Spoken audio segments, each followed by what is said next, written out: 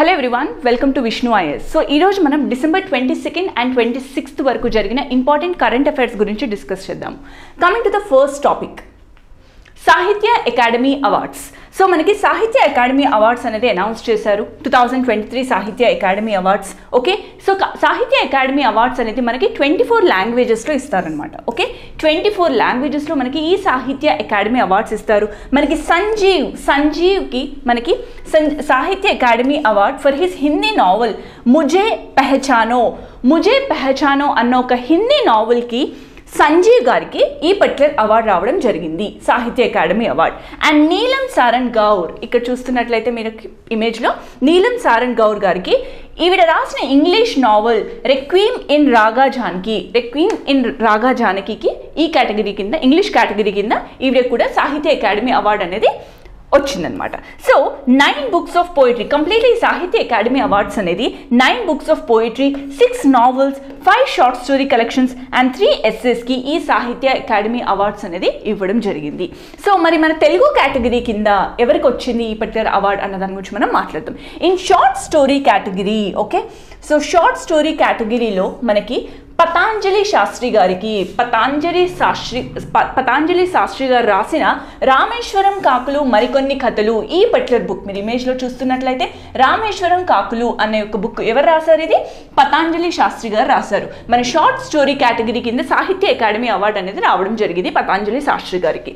Okay, so ఈ సాహిత్య academy award అనేది మనకి 1954లో ఎస్టాబ్లిష్ అయింది. ఓకే, 1954 నుంచి ఈ పర్టికులర్ అవార్డ్స్ ఇవ్వడం జరుగుతుంది. సో మన 8th schedule of the Indian constitution, very important గుర్తుపెట్టుకోండి, 8th షెడ్యూల్ ఆఫ్ ఇండియన్ కాన్స్టిట్యూషన్లో మనకి కంప్లీట్లీ 22 లాంగ్వేజెస్ గురించి మెన్షన్ చేశారు. So apart from the 22 languages, official languages, మనకి ఇంగ్లీష్ అండ్ రాజస్థానీ కూడా అవార్డ్స్ అనేది ఇస్తారు, సాహిత్య అకాడమీ అవార్డ్. ద సాహిత్య అకాడమీ అవార్డ్ అనేది second highest literacy honour. Okay, second highest literacy honour. దేని తర్వాత Jnanpith award. So Jnanpith award తర్వాత సెకండ్ లిటరసీ హైయెస్ట్ అవార్డ్ ఏది అంటే ఇట్స్ సాహిత్య Akademi award. Okay, so the first winner, మరి సాహిత్య అకాడమీ అవార్డ్స్ అనేది మనం ఎప్పటి నుంచి ఇస్తున్నారని చెప్పాను, 1954, రైట్. సో మరి మన దగ్గర ఎవరికి వచ్చింది సాహిత్య అకాడమీ అవార్డ్ అంటే 1960లో మనకి ఆర్కే నారాయణ్ రాసిన ది గైడ్ అన్న బుక్కి ఈ పర్టికులర్ అవార్డు రావడం జరిగింది, సాహిత్య academy award. Okay, next NHAI launch ERS mobile app. So national highway authority of India వాళ్ళు మనకి ERS మొబైల్ యాప్ అనేది లాంచ్ చేశారు. So what is ERS mobile app అన్న దాని గురించి మనం మాట్లాడదాం. సో ERS అంటే emergency response system. Okay, so మనకి మోటార్ వెహికల్ యాక్ట్ ఉంది, 1988లో పాస్ చేసిన motor vehicle act, and central motor vehicle rules 1989. So ఈ 2 పర్టికులర్ రూల్స్ అండ్ యాక్ట్ మనకి కంప్లీట్లీ ట్రాఫిక్ నార్మ్స్, మన ఇండియాలో ఉన్న ట్రాఫిక్ నార్మ్స్ అన్నిటిని ఎవాల్యుయేట్ చేస్తూ ఉంటుందన్నమాట. సో దాంతోపాటుగా మనకి ఎప్పటికప్పుడు అమెండ్మెంట్స్ కూడా జరుగుతూ ఉంటాయి to enhance the road safety. Okay, so crucial to this enforcement మనకి ప్రైమరీ రెస్పాన్సిబిలిటీ ఎవరు తీసుకుంటారు? State governance, union territory administration మనకి రెస్పాన్సిబిలిటీ తీసుకుంటారు. సో NHAI వాళ్ళు మనకి ఈ పర్టికులర్ ERS మొబైల్ యాప్ అనేది లాంచ్ చేశారు. సో ఈ పర్టికులర్ యాప్ ఏం చేస్తుంది అంటే ఎమర్జెన్సీ టైంలో కమ్యూనికేషన్ ఏ విధంగా చేసుకోవాలి, కోఆర్డినేషన్ అనేది ఈజీగా అవ్వడం కోసం, కమ్యూనికేషన్ అండ్ కోఆర్డినేషన్ ఒక ఎమర్జెన్సీ సిచ్యువేషన్లో ఈజీగా అవ్వడం కోసం మనకి NHAI వాళ్ళు మనకి ఈ యొక్క ERS మొబైల్ యాప్ని లాంచ్ చేశారు. ఓకే, నెక్స్ట్ TSPCB అంటే ఏంటి? Telangana state pollution control board. Telangana state pollution control board వాళ్ళు మనకి జనవాహిని కౌశల్య నివారిణి మొబైల్ యాప్ అనేది లాంచ్ చేశారు. ఓకే, జనవాహిని కౌశల్య నివారిణి యాప్ ఎవరు లాంచ్ చేశారు అని మనకి ఎగ్జామ్లో అడిగే ఛాన్స్ ఉంది. So it's launched by Telangana state pollution control board. Okay, so ఇది దేనికోసం లాంచ్ చేశారు ఈ పర్టికులర్ యాప్ అంటే to raise complaints regarding environmental pollution. So environmental పొల్యూషన్కి సంబంధించి కంప్లైంట్స్ ఏవైనా రిజిస్టర్ చేసుకోవాలి అనుకుంటే మనం ఈ పర్టికులర్ యాప్కి వెళ్ళిపోయి మనం కంప్లైంట్ అనేది రిజిస్టర్ చేసుకోవచ్చు. Okay, so public grievance mobile application అనమాట ఇది. క్లియర్? సో ఎవరు డెవలప్ చేస్తారని చెప్పాను? Telangana state pollution control board. So for registering various types of complaints relating to environmental pollution. Clear? Next 109th Indian Science Congress lovely professional. So actually ఈ యొక్క 109th Indian Science Congress అనేది lovely professional ఈ యొక్క university అనేది దీన్ని host చేయాలి. But completely ఇప్పుడు ఈ యొక్క లవ్లీ ప్రొఫెషనల్ యూనివర్సిటీ అనేది హోస్ట్ చేయట్లేదు అని చెప్పేసి న్యూస్లోకి వచ్చింది. So the lovely professional university has withdrawn from hosting this particular 109th Indian Science Congress. So మరి ఈ ఇండియన్ సైన్స్ కాంగ్రెస్ అంటే ఏంటి అన్న దాని గురించి మనం మాట్లాడదాం. So it's a prestigious and influential scientific organization. సో ప్రతి సంవత్సరం జనవరిలో ఈ పర్టికులర్ ఈ యొక్క ఐఎస్సి అనేది మీట్ అవుతుంది, first week of January. So 1914 so దేనికోసం మీట్ అవుతారు అంటే బేసికల్లీ సైంటిఫిక్ రీసెర్చ్, ఇండియాలో సైంటిఫిక్ రీసెర్చ్ అనేది స్టిమ్యులేట్ చేయాలి అన్న ఉద్దేశంతో ప్రతి సంవత్సరం జనవరిలో ఈ పర్టికులర్ కాన్ఫరెన్స్ అనేది జరుగుతుంది. సో ఇది 1914లో ఎస్టాబ్లిష్ చేశారు. Okay, since then every year మనకి ఈ యొక్క కాన్ఫరెన్స్ అనేది జరుగుతూ ఉంటుంది. సో ఈ Indian Science Conference, okay, Indian Science Congress is a professional body. దేని కింద పనిచేస్తుంది? ఇది Department of Science and Technology, Department of Science and Technology under Ministry of Science and Technology కింద ఈ పర్టికులర్ ఐఎస్సి అనేది ఉంది. మరి ఈ ఇయర్ థీమ్ ఏంటి? 109th ఐఎస్సి యొక్క థీమ్ ఏంటి అంటే the global perspective on science and technology for sustainable future. Very important thing గుర్తుపెట్టుకోండి, global perspective on science and technology for sustainable future is the theme of this particular year, that is 109th science congress. Okay, next decline in agriculture's GDP growth or GDP share. So మనకి న్యూస్లో ఏ విధంగా వచ్చిందంటే agriculture యొక్క share జీడిపిలో తగ్గిపోతుంది అని న్యూస్లోకి వచ్చింది. So the share of agriculture in India's GDP ఎంత ఉండే? 35% ఇన్ ద ఫిజికల్ ఇయర్. ఎప్పుడు 1990-91లో మన యొక్క అగ్రికల్చర్ యొక్క షేర్ ఇన్ జీడిపి ఎంత ఉంది? 35% ఉంది. నౌ 2022-23లో దాని యొక్క షేర్ ఎంతకు పడిపోయింది? 15%కి పడిపోయింది. ఎందుకు పడిపోయింది అంటే ద షిఫ్ట్, దేనిపైన షిఫ్ట్ ఎక్కువ అయిపోయింది? ఇండస్ట్రియల్ సర్వీస్ సెక్టార్కి కంప్లీట్లీ గ్రోత్ అనేది షిఫ్ట్ అయిపోయింది. అందుకు గాను మనకి ఈ అగ్రికల్చర్ సెక్టార్లో జీడిపిలో దీని యొక్క షేర్ అనేది పడిపోయింది. The world's GDP has also dwindled over decades and currently stands at around 4%. So మనకి గ్లోబల్ లెవెల్లో కూడా ప్రస్తుతానికి ఎంత ఉంది అగ్రికల్చర్ షేర్ అంటే it's just 4%. Okay, next India's government alerts public on smishing threats. Very important, smishing అంటే ఏంటి అన్నది తెలుసుకోవాలి మనం. ఓకే, సో ఇండియన్ గవర్నమెంట్ అనేది మనకి వార్నింగ్ అనేది ఇష్యూ చేసింది. దేనికోసం అంటే ఈ స్మిషింగ్ అనేది ఎక్కువగా అయిపోతుంది, దానికోసం జాగ్రత్తగా ఉండండి అని చెప్పేసి గవర్నమెంట్ అనేది మనకి ఒక వార్నింగ్ అనేది ఇవ్వడం జరిగింది. సో వాట్ ఈస్ ద స్మిషింగ్ అంటే it's a new and sophisticated scam. So scam జరుగుతుంది కదా, దాన్ని స్మిషింగ్ అనేది ఇట్స్ స్కామ్. సో దాని గురించి మనం ఇన్ డీటెయిల్గా మాట్లాడతాం. సో స్మిషింగ్ అంటే ఏంటి? It's a combination of SMS and phishing. Okay, smishing అంటే ఏంటి? ఎస్ఎంఎస్ ప్లస్ ఫిషింగ్ని మనం ఏమంటాము? స్మిషింగ్ అంటాం. ఓకే, సో స్మిషింగ్ అంటే ఏం వాడతారు? ఎస్ఎంఎస్ ద్వారా, నార్మల్ మెసేజ్ ద్వారా ఒక కైండ్ ఆఫ్ లింక్ పంపిస్తారు, టెక్స్ట్ మెసేజ్ పంపిస్తారు ఇన్స్టెడ్ ఆఫ్ ఈమెయిల్. ఫిషింగ్లో ఏం జరుగుతుంది మనకి? ఫిషింగ్లో మనకి మెయిల్లో ఒక లింక్ అనేది వస్తుంది. ఆ లింక్ క్లిక్ చేస్తే కనుక కంప్లీట్లీ మన యొక్క ఫోన్ అనేది ఏమవుతుంది? కంప్లీట్లీ ఫ్రాడ్లెంట్ ఈమెయిల్స్ పంపిస్తారు. దాని ద్వారా మనకి ఇన్ఫర్మేషన్ మొత్తం మనం షేర్ తీసేసుకుంటారు. ఇన్ఫర్మేషన్ తీసుకొని కంప్లీట్లీ మన యొక్క కాన్ఫిడెన్షియల్ డేటా అనేది లూజ్ అయిపోయే ఛాన్సెస్ ఉంటుంది. So that is fishing. మరి స్మిషింగ్ అంటే ఏంటి అంటే నార్మల్ టెక్స్ట్ మెసేజ్ ద్వారా మనకి టెక్స్ట్ మెసేజ్లో ఏం చేస్తారు వాళ్ళు? ఒక kind of fraudulent emails, fraudulent messages పంపిస్తారు, లైక్ ఒక లింక్ పంపిస్తారు, right? So a type of phishing attacks. Smishing అంటే ఏమని చెప్పాను? Involving sending fraudulent text messages పంపిస్తారు to individuals, trick them, diverging sensitive personal ఇన్ఫర్మేషన్ని ట్రిక్ చేస్తూ మన పాస్వర్డ్స్ కానీ క్రెడిట్ కార్డ్ నెంబర్స్ కానీ కాన్ఫిడెన్షియల్ డేటా ఏదైతే ఉంటుందో అవన్నీ తీసేసుకుంటారు అనమాట. సో ఆ విధంగా మన కంప్లీట్లీ ఫోన్ అనేది తీసేసుకుంటారు, కంట్రోల్ అనేది ఉండదు. So when cyber criminals fish అంటే ఏమని చెప్పాను?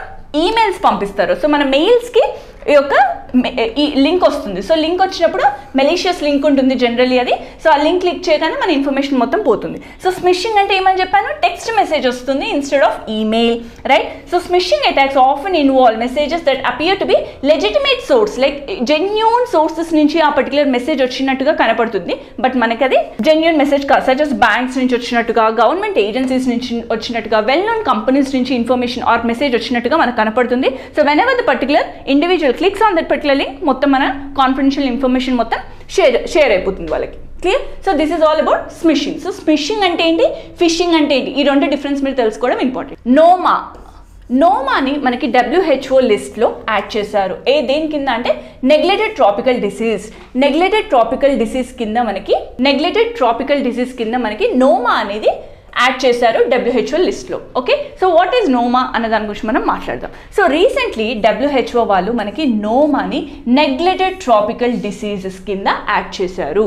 ఓకే, సో దేనికోసం యాడ్ చేశారు అంటే there is an urgent need regarding this particular disease. So మనకి రిసోర్సెస్ కానీ ఎలొకేట్ చేసుకోవాలి సో దట్ ఈ పర్టికులర్ డిసీజ్ని మనం ప్రివెంట్ చేస్తాము and at the same time proper treatment provide చేయడం కోసం ఈ పర్టికులర్ డిసీజ్ని మనము నెగ్లెక్టెడ్ ట్రాపికల్ డిసీజ్ కేటగిరీ కింద WHO అనేది లిస్ట్ చేయడం జరిగింది. సో నోమాని ఇంకేమనొచ్చు అంటే క్యాంక్రమ్ ఓరిస్ అని అంటాము ఆర్ గ్యాంగ్రీనస్ స్టొమాటైటిస్ అని కూడా అంటాము. ఓకే, సో నోమాని మనం క్యాంక్రమ్ ఓరిస్ ఆర్ గ్యాంగ్రీనస్ స్టొమాటైటిస్ అని అంటాం అనమాట. Is a severe gangrenous disease. Okay, ఇది బ్యాక్టీరియా వల్ల వస్తుంది. ఈ పర్టికులర్ నోమా అనేది బ్యాక్టీరియా ద్వారా వస్తుంది.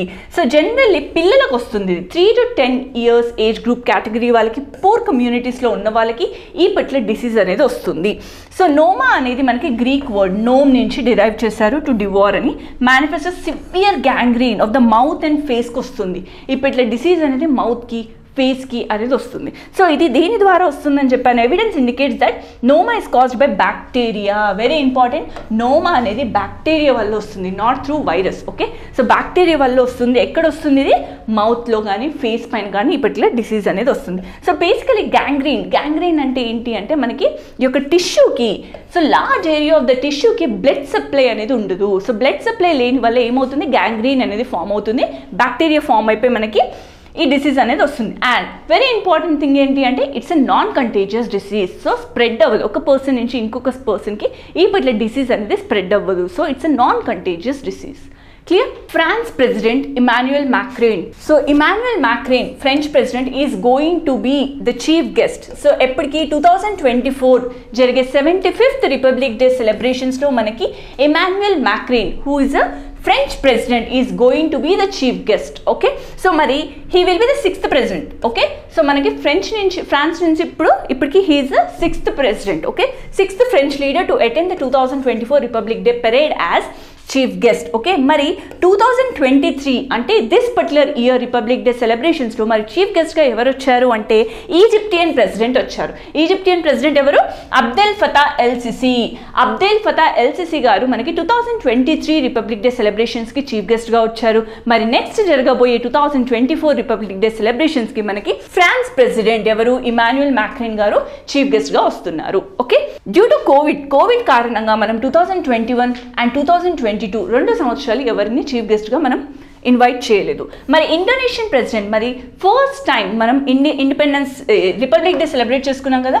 ఫస్ట్ రిపబ్లిక్ డే 1950లో సెలబ్రేట్ చేసుకున్నప్పుడు మనకి ఏ ప్రెసిడెంట్ వచ్చారు అంటే ఇండోనేషియన్ ప్రెసిడెంట్ సుకర్నో గారు వచ్చారు. సుకర్నో was the first chief guest to our India. ఎప్పటికీ ఫస్ట్ రిపబ్లిక్ డే 1950లో జరిగిన రిపబ్లిక్ డేకి మనకి ఇండోనేషియన్ ప్రెసిడెంట్ గారు వచ్చారు. Next 6 Indian heritage projects bag UNESCO Asia Pacific awards. So UNESCO Asia Pacific awards 2023 awards అనేది మనకి ఇండియా నుంచి 6 ఇండియన్ హెరిటేజ్ ప్రాజెక్ట్స్కి ఇవ్వడం జరిగింది. సో దాని గురించి మనం డీటెయిల్గా చూద్దాం. సో సిన్స్ 2000 నుంచి మనకి యునెస్కో వాళ్ళు ఏషియా పెసిఫిక్ అవార్డ్స్ అనేది ఇస్తూ ఉన్నారనమాట. సో దేనికి ఇస్తున్నారు అంటే ఎవరైతే private sector and public private initiatives ద్వారా ఈ పర్టికులర్ కల్చరల్ హెరిటేజ్ సైట్స్ని కన్జర్వ్ చేస్తూ వాటిని ప్రమోట్ చేస్తూ హార్డ్ వర్క్ ఎవరైతే చేస్తారో and at the same time benefit of current and future జనరేషన్స్కి హెల్ప్ అయ్యే విధంగా ఎవరైతే కష్టపడుతున్నారో వాళ్ళకి ఉద్దేశించి ఈ పర్టికులర్ అవార్డ్స్ అనేది ఇవ్వడం జరుగుతుంది.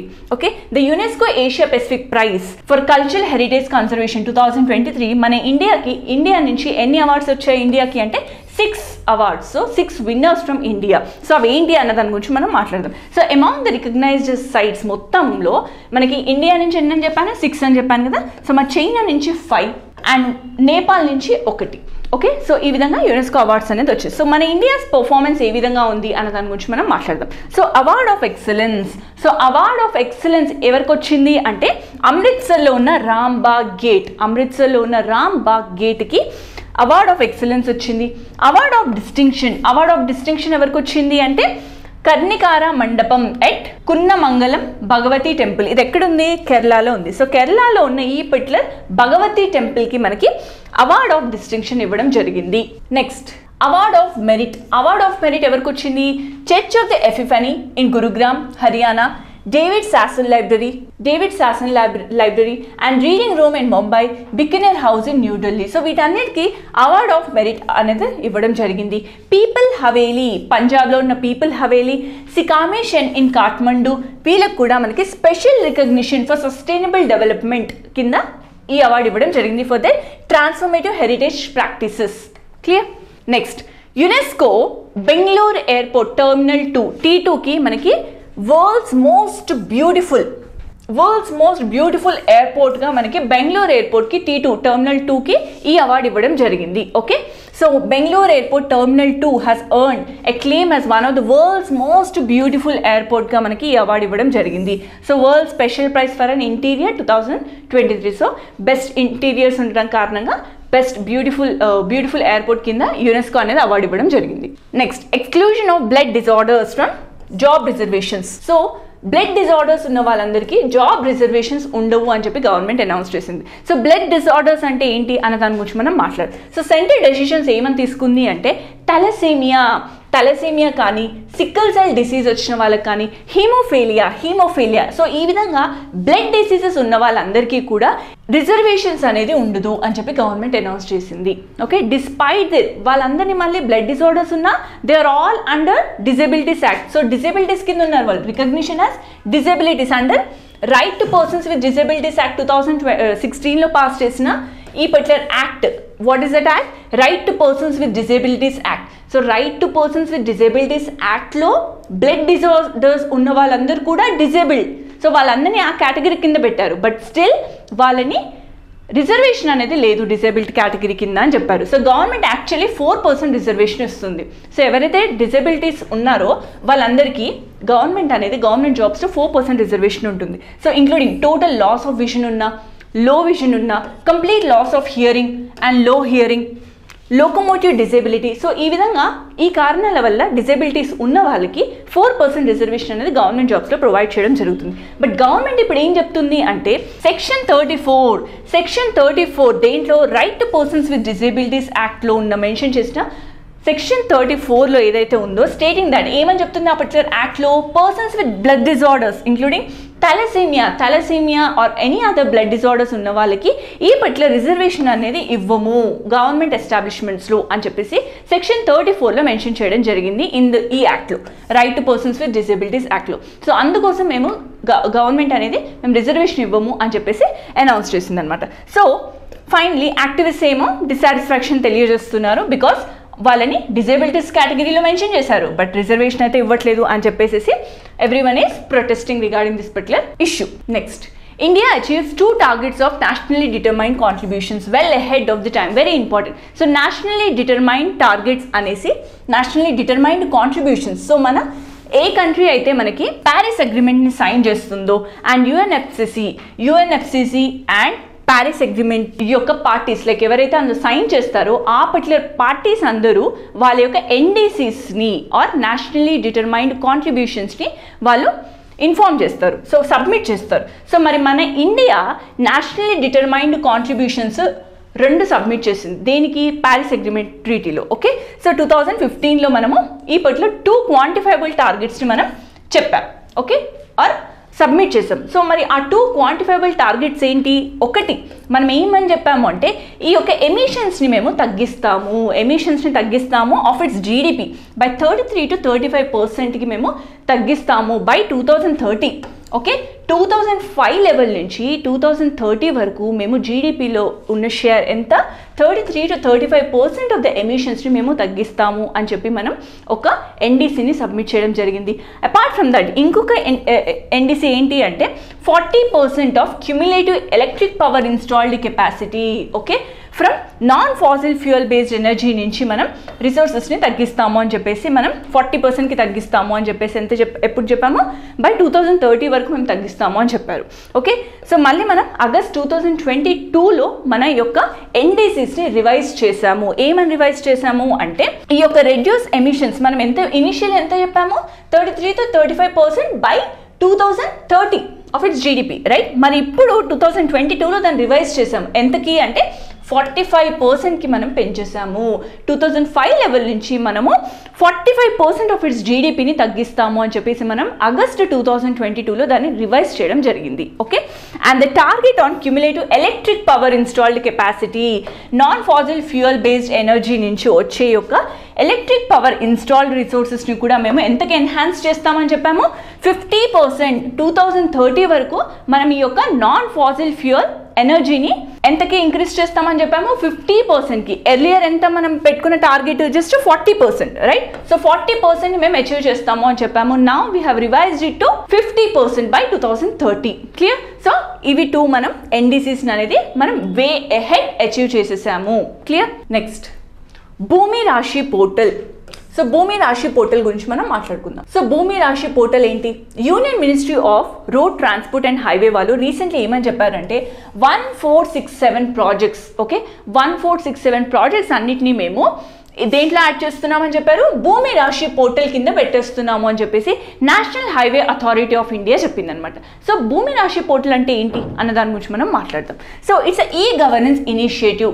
ఓకే, సో భూమి రాశి portal is a e governance initiative under Ministry of road transport and highway. So road transport and highways ఈ యొక్క మినిస్ట్రీ కింద ఇది ఈ గవర్నెన్స్ ఇనిషియేటివ్. ఇది ఏం చేస్తుంది అంటే portal intent, so land acquisitions చేయాలి కదా. సో ఆబ్వియస్లీ ఒక హైవే కట్టాలి అంటే we have to acquire that particular land initially. So ఆ పర్టికులర్ ల్యాండ్ ఎక్విజిషన్స్ అనేది ఎక్స్పెడిట్ చేయడానికి, అంటే స్పీడ్ అప్ చేయడానికి, త్వరగా ఈ యొక్క ల్యాండ్ ఎక్విజిషన్ అయిపోవాలి వితౌట్ ఎనీ మచ్ డిలే.